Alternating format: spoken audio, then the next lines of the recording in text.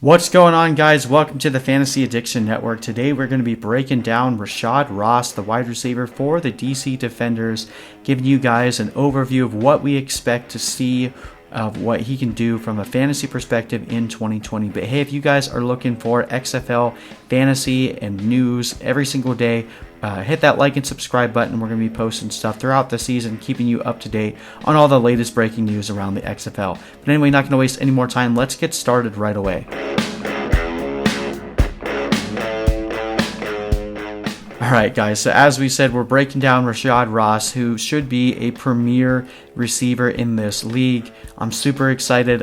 I still don't fully understand why the LA Wildcats traded him away for Trey McBride, but as we've seen on social media, Rashad Ross kind of has a bone to pick with LA now, so look for that revenge game in the first couple weeks of the season when the Defenders play the Wildcats. But Rashad Ross has been a dominant force, or at least he was a dominant force in the AAF, and I'm fully expecting that to continue here. When we look at some of his measurables, now he's a little bit older. Would be remiss if I didn't admit that. He's 30 now. He was 29 last year when he was dominating in the AAF, but I mean that's past the typical area in which you consider receivers in their prime, so I definitely understand that is working against him here. He weighed in at about 180 pounds, I believe, for the XFL, but that 40 time is what really has helped him be a deep downfield target. He's incredibly quick. 4.41 40 time is a 91st percentile, very, very fast, and that's definitely his game. But being 6 feet tall, not the hugest build, but he's still really good at getting open in the end zone, which has definitely helped him in terms of touchdown production each and every single week.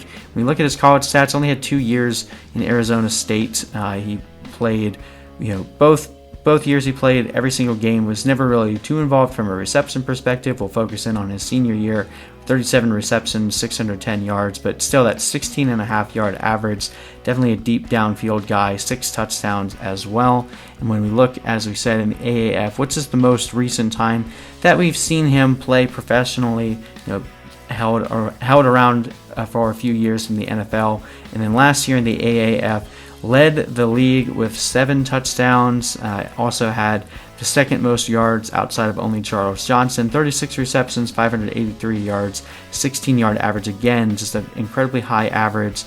Yards per game about 72, but with almost a touchdown every single game.